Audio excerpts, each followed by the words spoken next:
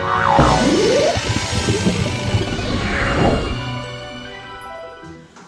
morning to you. It is Tuesday, and I smell some trash.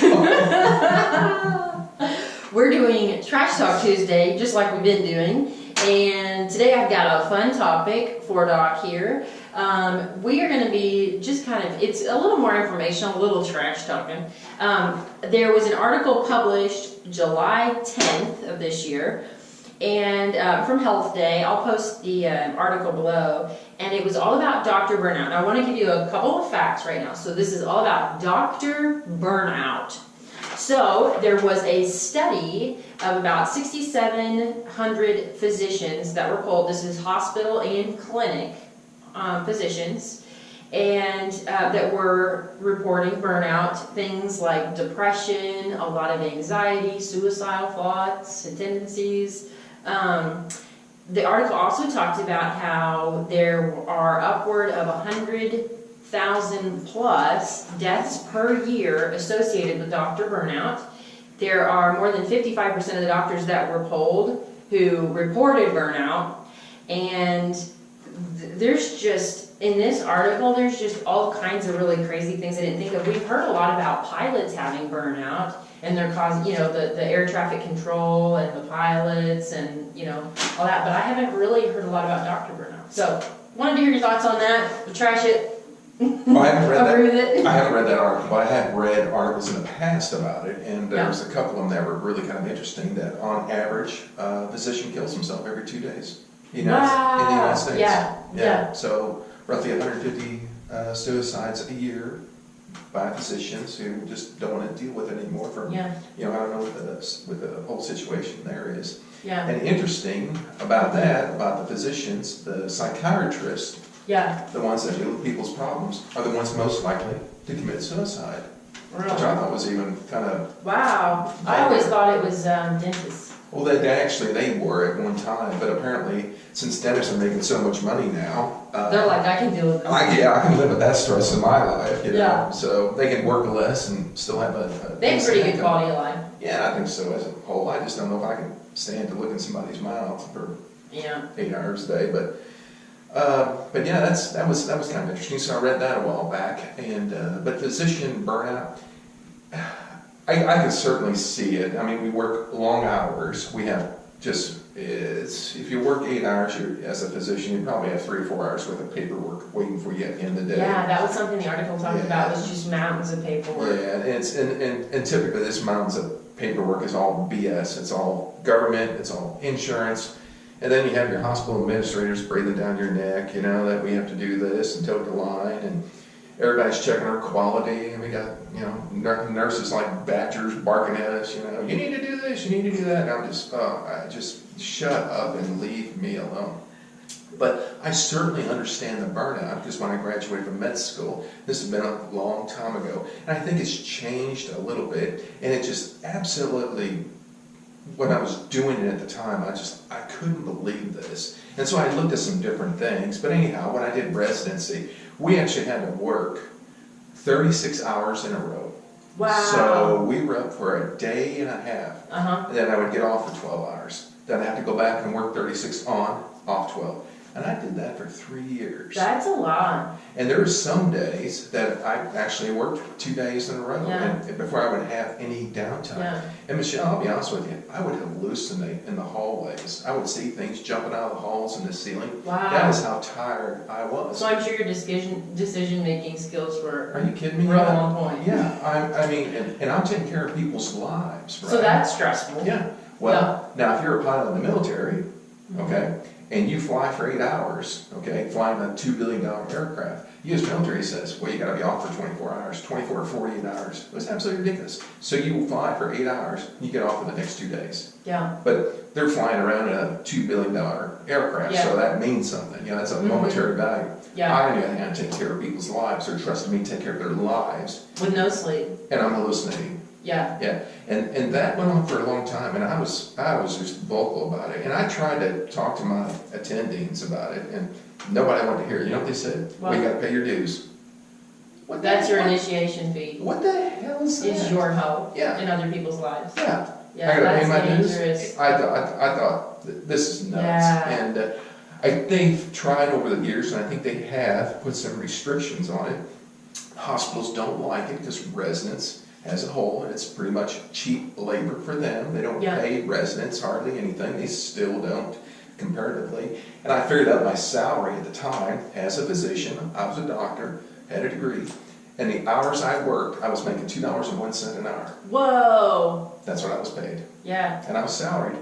But all the hours I put in was $2.01 an hour. And you had student loans. I had At student this point, loans. backing up, you were hallucinating. You had Hallucinating. paperwork. Yeah, You had people's lives in your hands. and it got even worse And because you were being demanded more and more and more. yeah, and I had this conversation with my program director, and he was actually really kind of understanding about it.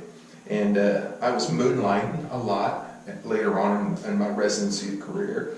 I would go on weekends, and I would actually pay other residents to cover my service for me. I'd give them a couple $100. It was no big deal for them to go and do it. Yeah. And I'd go out of town and work 24, 48 hours.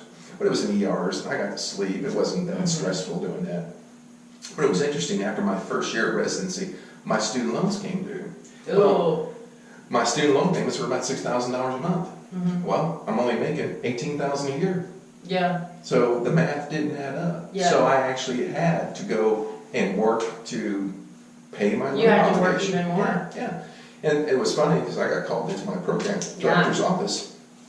And he told me, he goes, Brian, we think your moonlighting's interfering with your residency experience. I looked at him, I said, no, you got it the other way around. Yeah. Your residency's interfering with my moonlighting. I said, Yeah. I can't survive on what you guys are paying me. So Yeah. either you let me do this or kick me out of your residency program. Yeah. Either way, I don't care, but this is what I have to do. Wow. If you can figure out another way I can do this, fine. Yeah. And but they couldn't. Yeah. So Well, it's interesting you say that they weren't real receptive when you were in your residency. Now from this article, it seems like hospitals or bigger corporations they are. or organizations are doing, they're instead of, well, it was funny. They're doing now, they're adding new positions called chief wellness officers to make sure that you're getting your time off, that you're having a nice quality of life at work. And it was funny, underneath the article, someone commented and said, yeah, pay someone else $100,000+ a year to make sure everyone else is having, a good quality of work life and home life instead of just sufficiently staffing. That's really what it is. And I don't care what hospital you go to, you're going to find physicians like that. And they're under any illusion. These hospitals are going to promise you this, promise you that. They're not going to promise you a thing. I'm really an anti-employment of hospital. And honestly, I fault a lot of our medical schools and institutions for it, because what was my education as far as how do you own your own clinic? The answer is none. It was all trial and error. And I learned a lot over 25, 30 years of doing it. But there's no way in the world I'd ever work for a hospital ever again. So, and it's funny too, because I was actually contacted by one recently to, can I come work some shifts in the emergency room? Not a chance. Not a chance. I wouldn't go back in that situation for anything. Well, I think it's kind of interesting. I feel like it seems like the hospitals and administration, people who are non-doctors, are trying to understand the situation from a non-doctor point of view. And I feel like it seems like, from what I've been reading, that they really are trying, but it's not quite getting there yet. I'll give an E for effort. Yeah. But I don't see how a hospital administrator how he receives his bonus is on productivity and, patients. Okay, well, the only way you can do that is to cut physician salaries, make them work more, and demand more from them and pay them less. I mean, that is their job. That's what they're supposed to do. Yeah. And don't sit here and tell me you're on the doctor's side. You're all about your doctor's health and well-being. They could care less. I've never known a hospital administrator in my life, with the exception of maybe your mother, who ever really cared about physicians. And this is including this day and age. I still don't know of one. Yeah. So don't sit here and tell me that these people actually care about doctors. Yeah. And for the most part, I've been told by hospital administrators in the past, your mother exception, oh, we care about a patient, care of our patients. No, you don't. Yeah. You don't stay up at night. You don't worry and fret that maybe I've done something wrong here. And no, No, don't sit there and tell me you care, because you have no idea what it's like. Yeah. So, but I do feel for these doctors, and I do feel for their burnout, and I do feel the fact that they're helpless. They signed a contract, now they're obligated with the contract, and they put in these clauses that if they break their contract, then they have to do this. And, I mean, Yeah. it's just bad. Yeah. It's just bad. And I think the physician burnout is going to get a lot Yeah. worse. Yeah. And you see it now. I mean, physicians are looking for different careers to move into, than like a wellness officer. You know, so they don't have to, they don't have to deal with that nonsense. Jeez. So there's a lot to it. Yeah, there is. There is. You know, and there's days that I don't want to be here at this office, but Yeah. you know, but my staff's pretty happy. My patients are pretty cool, so I don't really mind Yeah. that much. Yeah. Cool. Well, I know you're burnout. I'm burned out doing these videos, honestly. You want to talk about stress Yeah. and burnout? Oh, yeah. I'm burned out This is the worst I'm part burned of out the doing day. these dopey videos. Well, I think that we had some interesting Maybe you're my ones. wellness officer. I'm his wellness Oh, officer. God. Yeah. No wonder I'm burned out. I'm burnt out now. I need some coffee. Yeah. Okay, well, I think that does it for this one. Just for the record, I don't know every hospital administrator. I'm sure there's some really good ones out there. I'm sure there is. And I don't hate all the hospitals. That was what he said. So if he ever, that's just to cover my tracks. Okay. That's right, you're kind of connected in the community. Yeah, I have a lot of hospital administrators that I think are just fantastic. And also you love nurses because you married one. Yes. So, alrighty. I think that does it for, and I love your brutal honesty. There's no PC talk around here. We love that. I don't. I won't. Yeah. I'm too old. I'm too tired. Burnout. I'm burnout. Too burnt out. Alright guys, well I hope if you have other information about this or you thought it was good or you disagree, let us know. So Have a good week. Okay.